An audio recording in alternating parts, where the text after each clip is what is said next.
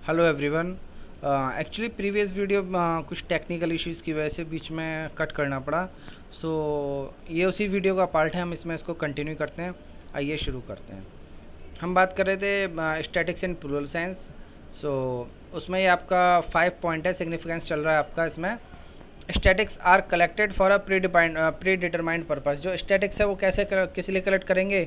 वो जो कलेक्ट कर रहे हैं उसको उसका जो पर्पस होना चाहिए वो कैसा होना चाहिए? प्री डिटरमाइंड, यानी कि प्री डिसाइडेड। आप ऐसे समझ सकते हैं स्टैटिक्स का जो कलेक्शन का पर्पस होना चाहिए, जो भी इंफॉर्मेशन, जो भी डेटा आप कलेक्ट कर रहे हैं उसका जो पर्पस होना चाहिए वो कैसा होना चाहिए? Pre decided. ओके। एक्चुअली अगर ये प्री डिसाइडेड नहीं है तो आप डेटा को उस तरीके से भी कलेक्ट कर सकते हैं जिसकी ज़रूरत नहीं है। तो कैसे काम चलेगा? सपोज डैट आप the purpose of collecting statistical data must be decided in advance, otherwise usefulness. अगर डेटा ये एडवांस में हमने इसका पर्पज़ डिसाइड नहीं किया तो क्या होगा? Usefulness of data collected would be negligible. इसकी जो उपयोगिता होगी, जो उसका वर्क है वो प्रॉपर नहीं हो पाएगा। डेटा कलेक्टेड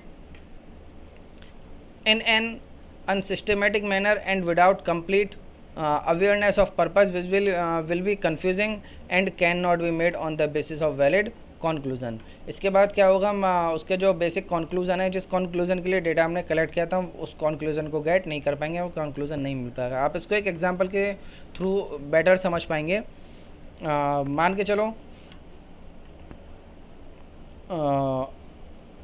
सेंसस की बात करते हैं। सबसे अच्छा और सबसे बेस्ट एग्जांपल इसमें सेंसस का रहेगा कि आप सेंसस के लिए जनगणना के लिए डेटा का कलेक्शन कर रहे हैं। ओके। सो वहाँ पे एक स्पेशल हेड है जिसके लिए आपको डेटा का कलेक्शन करना है, एक पर्टिकुलर सोसाइटी का। ओके। सो उसका हेड ये मान लेते हैं कि रिटायर्ड पर्सन कितने उस सोसाइटी में, समझना, रिटायर्ड पर्सन कितने हैं उस पर्टिकुलर सोसाइटी में। ओके। सो अब आप क्या करेंगे? डेटा का कलेक्शन करेंगे, डोर टू डोर जाएंगे, जो भी आपका मेथड ऑफ कलेक्शन डाटा है उसको आप फॉलो करेंगे। ध्यान रखना, जो भी मेथड ऑफ कलेक्शन डाटा है उसको आप फॉलो करेंगे। यहाँ मैं मेथड ऑफ कलेक्शन डेटा को फोकस नहीं कर रहा हूँ, मैं केवल प्री डिटरमाइंड पर्पस को फोकस कर रहा हूँ। सपोज डैट आप जब सोसाइटी में जाएंगे, वहाँ रिटायर्ड पर्सनस को काउंट करेंगे, तो ज़रूरत क्या है कि जो रिटायर्ड पर्सनस हैं, जो भी सर्वे फर्म है वो चाहती है कि रिटायर्ड पर्सनस का लिविंग स्टेटस आपको फाइंड करना है। रिटायर्ड पर्सनस का लिविंग स्टेटस आपको फाइंड करना है, तो लिविंग स्टेटस के लिए आपको उनका इकोनॉमिकल बैकग्राउंड भी फाइंड करना होगा। तो इसके लिए ज़रूरी है कि जब आप उनका इन्फॉर्मेशन फाइंड करेंगे तो उसके लिए आपको अलग अलग हेड बनाने होंगे। उसमें ये मेंशन करना होगा the person is retired from the government job, from the private job, and the person doing a work after retirement in that organisation, या सेल्फ डिपेंड, या ऑपरेटिंग अ शॉप। यानी कि कोई बंदा आफ्टर 60 ईयर रिटायर हो गया, supported कोई government job से रिटायर हुआ, कोई प्राइवेट जॉब से रिटायर हुआ, या कोई बंदा रिटायर खुद का बिजनेस है, तो अब कोई अपने बिजनेस से तो रिटायर होता नहीं है, तो वो पर्सन आफ्टर 60 ईयर अपने बिजनेस को ज्वाइन कर पा रहा है या नहीं कर पा रहा, अपनी शॉप पे जा रहा है या नहीं जा रहा, या कोई पर्सन रिटायर होने के बाद भी, गवर्नमेंट या प्राइवेट जॉब से रिटायर होने के बाद भी अपनी सर्विस दे रहा है, डिफरेंट तरीके से अपनी अर्निंग कर रहा है। तो ये सब क्या है? Pre determined purpose. आपको क्लियर होना चाहिए कि आपको क्या क्या कलेक्ट करना है, अदरवाइज़ आपका डेटा कैसा होगा? यूज़फुलनेस, मतलब बेकार होगा, उसकी कोई वैल्यू नहीं होगी। समझ रहे हैं ना? सो इसके लिए कोई भी डेटा अगर हम कलेक्ट कर रहे हैं तो उसके लिए हमको पहले पता होना चाहिए कि हमारे डेटा का कलेक्ट करने का पर्पज़ क्या है। नंबर 6 है statics are collected in a systematic manner. ये भी वही बात की जा रही है कि डेटा कैसा होना चाहिए? रिलायबल। डेटा कैसा होना चाहिए? रिलायबल। ओके, यहाँ 1 मार्क्स में आ जाता है सिस्टमेटिक मैनर में, तो डेटा इज़ रिलायबल इसका आंसर होता है, एक्यूरेट और रिलायबल, यानी कि डेटा एक्यूरेट और रिलायबल हो। और figure should be collected in systematic manner. Okay. 7 point है statics should be placed in relation to each other. Statics को हम एक दूसरे की जगह प्लेस कर सकते हैं। जैसे collection of statistical data is generally done with the motive to compare. जो स्टैटिक्स का डाटा हम कलेक्ट करते हैं वो किस लिए कलेक्ट करते हैं? जो डाटा हम कलेक्ट करते हैं वो किस लिए कलेक्ट करते हैं, क्योंकि हम उनकी आपस में कंपेयर कर सकें, किसी कंक्लूजन पर पहुंच सकें। Okay, so if figure collected are comparable then they lose a large part of their significance. अगर figures collected are not comparable, अगर जो आपने कलेक्ट की हुई फिगर है उनमें आप आपस में कंपेयर नहीं कर पा रहे हैं, ध्यान से समझना, आपने जो फिगर्स कलेक्ट किए हैं उनमें आप आपस में कंपैरिजन नहीं कर पा रहे हैं, कंपेयर नहीं कर पा रहे हैं, तो आपके जो डेटा की सिग्निफिकेंस है, जो उसकी यूज़फुलनेस है, जो उसकी उपयोगिता है, वो क्या हो जाएगी, कम हो जाएगी। Okay, for the purpose of comparison it is necessary that the data must be homogeneous. अगर आप डाटा को कंपैरिजन करना चाह रहे हैं तो ज़रूरी है कि वो होमोजीनियस हो, ना कि हिट्रोजीनियस।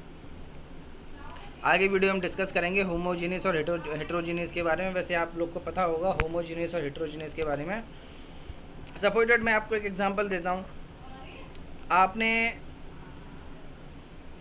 अपनी क्लास के स्टूडेंट्स की हाइट कलेक्ट कर ली, हाइट का डेटा आपने क्या किया, कलेक्ट कर लिया, और अपने स्कूल में जितने पेड़ हैं सारे पेड़ों की हाइट का डेटा कलेक्ट कर लिया। तो क्या आप पर्सन्स में और ट्रीज़ की हाइट के डेटा में आपस में कंपैरिजन कर सकते हैं? नहीं कर सकते। तो ये डेटा कैसा हो जाएगा, हिट्रोजीनियस। समझ रहे हैं ना, स्टूडेंट्स की हाइट या पर्सन्स की हाइट को ट्रीज़ और प्लांट की हाइट के साथ कंपैरिजन नहीं किया जा सकता। ये डेटा कैसा होगा, हिट्रोजीनियस। इसलिए डेटा हमारा कैसा होना चाहिए, होमोजीनियस, जिनसे कि आपस में कोई कंपैरिजन करके किसी कंक्लूजन पे पहुंचा जा सके। एग्जाम्पल की बात कर लेते हैं। It would be meaningless to compare the height of man with heights of trees because these figures are of a heterogeneous character. Such figures do not come under the category of statics. इस तरीके से statics में नहीं आती हैं। अब बात करते हैं सिंगुलर सेंस की। बहुत इंपॉर्टेंट है, बहुत इंटरेस्टिंग भी है। सिंगुलर सेंस में स्टैटिक्स कैसी होती है। इन singular sense the term statics means statistical method. यहाँ पे क्या होता है, स्टैटिस्टिकल मेथड होते हैं, यानी कि किस मेथड से आप डेटा कलेक्ट कर रहे हैं। It is to method to dealing with the numerical fact. और ये मेथड किसके साथ डील करते हैं, न्यूमेरिकल फैक्ट्स के साथ। ध्यान रखना, यहाँ भी फैक्ट्स कैसे होंगे, न्यूमेरिकल, यानी कि क्वांटिटेटिव। देखते हैं, statics in singular sense may be defined as the collection, presentation, analyse and interpretation of numerical data. किसकी बात की जा रही है, न्यूमेरिकल डेटा की। फिर से समझना, किसकी बात की जा रही है, न्यूमेरिकल डेटा की। स्टैटिक्स सिंगुलर सेंस में हम सबसे पहले डेटा को कलेक्ट करते हैं, फिर उसके बाद उसको प्रेजेंट करते हैं, फिर उसके बाद उसको एनालाइज करते हैं, फिर इंटरप्रिटेशन एंड इंटरप्रिटेशन करते हैं ना। Collection, organisation, presentation, organisation, analyse and interpretation. इसमें ऑर्गेनाइजेशन मिस हो गया है, डियर स्टूडेंट ध्यान दें, इसमें ऑर्गेनाइजेशन मिस हो गया है। सो नेक्स्ट स्लाइड में हम ऑर्गेनाइजेशन भी पढ़ेंगे। ये देखिए, फर्स्ट स्टेप क्या है, collection of data. First step क्या है इसमें, कलेक्शन ऑफ डेटा।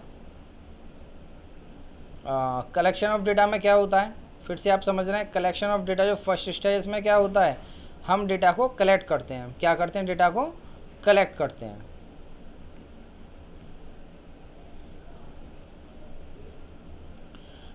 डेटा को हम कलेक्ट करेंगे कैसे, डिफरेंट वे से हो सकता है। डेटा कलेक्शन का वे हमारा डोर टू डोर जाके डेटा कलेक्ट करने का हो, या टेलीफोनिक इंटरव्यू से हम डेटा कलेक्ट कर रहे हो, या मेल के थ्रू डेटा कलेक्ट कर रहे हो, या किसी सर्वे फॉर्म से और किसी तरीके से हम डेटा कलेक्ट कर रहे हो। तो डेटा कलेक्शन के बहुत सारे तरीके होते हैं, आगे चैप्टर में आएगा, वहाँ पे हम डिस्कस करेंगे। डेटा कलेक्शन के बाद उनको हम क्या करेंगे, ऑर्गेनाइज करेंगे। ऑर्गेनाइज मतलब उनको उस तरीके से अरेंज करेंगे जिससे कि वो यूज़ में आ सकें, हम उनके साथ कोई मैथमेटिकल कैलकुलेशन कर सकें। ओके, अब उसको हम ऑर्गेनाइज करने के बाद, जैसे आप इसका बहुत बढ़िया एग्जाम्पल समझें, आप अपना स्कूल का रिपोर्ट कार्ड ले लें, रिज़ल्ट। रिपोर्ट कार्ड में क्या होता है, सबसे पहले आपके एग्ज़ाम होते हैं, उसके बाद लिस्ट बनती है पर्टिकुलर सब्जेक्ट की, और फिर उन लिस्ट से आपके रिपोर्ट कार्ड पे एक एक सब्जेक्ट के मार्क्स प्लेस किए जाते हैं। सो जो हम लिस्ट से आपका जो नंबर्स लेते हैं, सब्जेक्ट की लिस्ट से आपके जो गेटिंग मार्क्स लेते हैं, जितने मार्क्स आपने ऑब्टेन किए हैं वो लेते हैं, वो क्या है, कलेक्शन ऑफ डाटा। ध्यान से समझना, वो क्या है, कलेक्शन ऑफ डाटा। उस कलेक्शन ऑफ डाटा से हम क्या बनाते हैं, क्रॉस लिस्ट बनाते हैं। तो वो क्या हो गया, ऑर्गेनाइजेशन ऑफ डाटा, यानी कि एक सिस्टमेटिक मैनर में, एक सिस्टमेटिक फॉर्म में हम डेटा को क्या कर लिया, ऑर्गेनाइज कर लिया। और उसके बाद हम उस क्रॉस लिस्ट से हम क्या बनाते हैं, रिपोर्ट कार्ड। वो क्या हो गया, प्रेजेंटेशन ऑफ डेटा।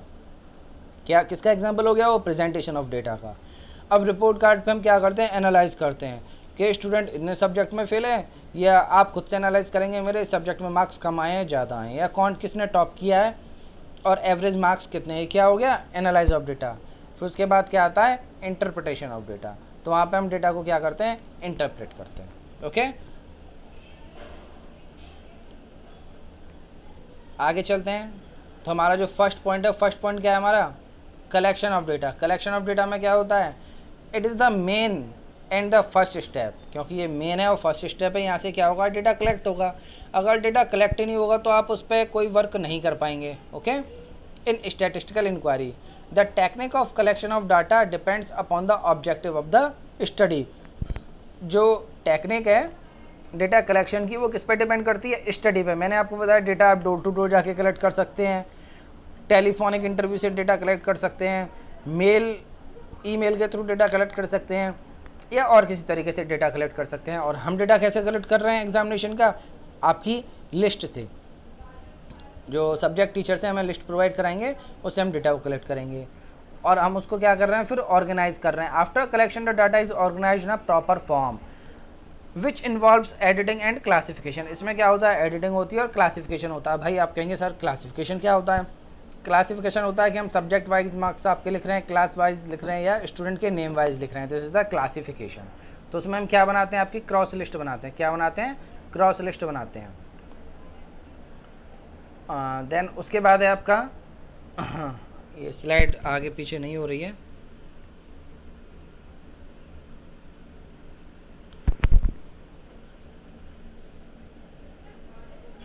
ओके, एक बार फिर से समझ लिए। और ऑर्गेनाइजेशन में हम क्या बनाते हैं? ऑर्गेनाइजेशन में हम बनाते हैं आपका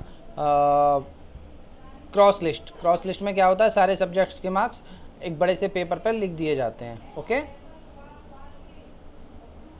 उसके बाद है आपका प्रेजेंटेशन ऑफ डेटा। ओके, किसकी बात करेंगे हम? प्रेजेंटेशन ऑफ डेटा की। अब डेटा को प्रेजेंट कैसे करेंगे हम? डेटा को हम प्रेजेंट कर रहे हैं क्रॉस लिस्ट में और रिपोर्ट कार्ड में। After classification the data is presented in some suitable manner. Data क्या किया जाए? प्रेजेंट किया जाए सूटेबल मैनर में। हमारे लिए सूटेबल मैनर क्या है? आपका रिपोर्ट कार्ड। ठीक है, तो ये डिपेंड करता है नेचर ऑफ डेटा पे। Okay, in the form of text, table, diagram और ग्राफ। हम किस में बनाते हैं? टेबल में। जो हम रिपोर्ट कार्ड में जो फॉर्मेट होता है वो क्या होता है? टेबल का फॉर्मेट होता है। इसको आप टेक्स्ट में भी दे सकते हैं, डायग्राम में भी दे सकते हैं। डायग्राम बोलेंगे क्या होता है? डायग्राम ग्राफिकल रिप्रेजेंटेशन होती है, pie chart, bar graph, etcetera etcetera. ठीक है, अब बात करते हैं एनालिसिस ऑफ डेटा। डेटा को एनालाइज कैसे करते हैं? The presentation of data analyse is done with the help of simple mathematical technique. This include measures of central tendency, measures of dispersion, correlation and regression. आप इसमें confuse हो जाएंगे central tendency क्या होता है? तो central tendency mid, mod, median होते हैं। सेंट्रल टेंडेंसी मिड, मॉड और मीडियन होते हैं, जो कि आप 9th-10th में पढ़ के आ रहे हैं। Measures of dispersion, correlation and regression, ये dispersion, correlation, regression, index number, ये सब इसके आगे की स्टेप हैं। ठीक है, इसका हायर वर्जन है सेंट्रल टेंडेंसी का। ओके, सो उस पर हम क्या करते हैं? एनालाइज करते हैं रिगार्डिंग डेटा। ओके, देन उसके बाद बात करते हैं इंटरप्रिटेशन की। हम डेटा को क्या करेंगे? इंटरप्रेट करेंगे, यानी कि उसकी व्याख्या करेंगे, उसको एक्सप्लेन करेंगे। It is the last step is the statistical methodology. It involves statistical thinking, skill and experience to derive meaning from analysed data. The interpretation provides the final conclusion drawn from the analysed data. जो data है उसके लिए final conclusion देता है, वो interpretation देता है। Suppose data अगर हमने रिपोर्ट कार्ड की बात कर रहे हैं, आपके रिजल्ट की बात कर रहे हैं, तो उसमें क्या होगा? आपके किस सब्जेक्ट में मार्क्स कम आए, आप किस सब्जेक्ट में टॉप किया आपने, या आपके एवरेज मार्क्स क्या आए, किस सब्जेक्ट में आपको प्रॉब्लम है जिससे मार्क्स आपके कम आए, ये सब क्या है? Interpretation of data. ओके, सो मान के चलो गवर्नमेंट सेंसस की बात करती है तो उसमें वो क्या देखती है कि कहाँ पे ग्रोथ सबसे ज़्यादा हुई, पॉपुलेशन कहाँ सबसे ज़्यादा इंक्रीज़ हुई, कहाँ डिक्रीज़ हुई, या कह सकते हैं literacy rate, mortality rate, death rate, बहुत सारी चीज़ें हैं वहाँ, उन पर इंटरप्रिटेशन होता है। ओके, सो ये डिपेंड करता है नेचर ऑफ डेटा पे। ओके, सो इस वीडियो में इतना ही। आज के लिए आप इन दोनों वीडियो को एक साथ देखेंगे मिलते हैं नेक्स्ट वीडियो में नेक्स्ट टॉपिक के साथ में। जब तक के लिए गुड बाय।